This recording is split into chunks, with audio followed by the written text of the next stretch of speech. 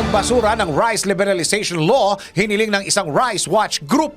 Narito ang news scoop ni Christine Belen.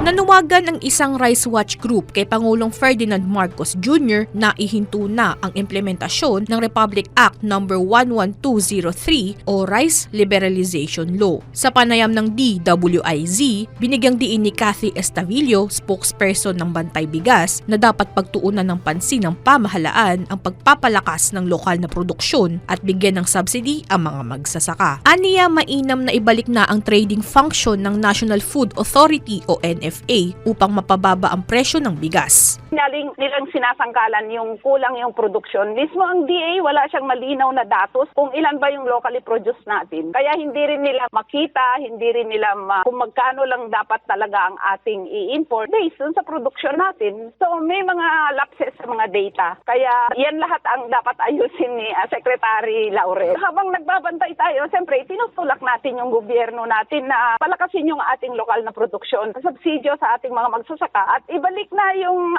trading function ng NFA.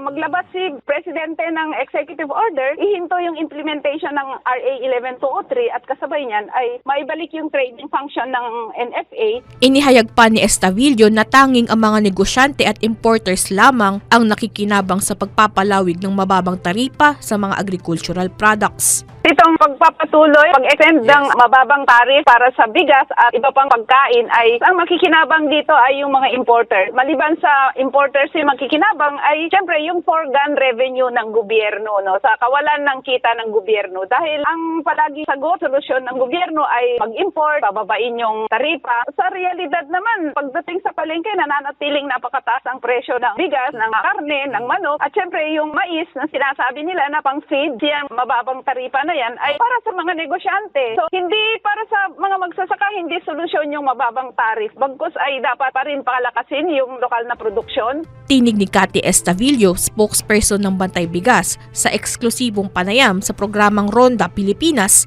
na mapapanood at mapakikinggan sa Aliw 23 at DWIZ tuwing alas 10 hanggang alas 11 ng umaga mula Lunes hanggang Biyernes. At yan ang aking news scoop. Ako, si Christine Belen, nagbabalita ng tama, naglilingkod ng tama.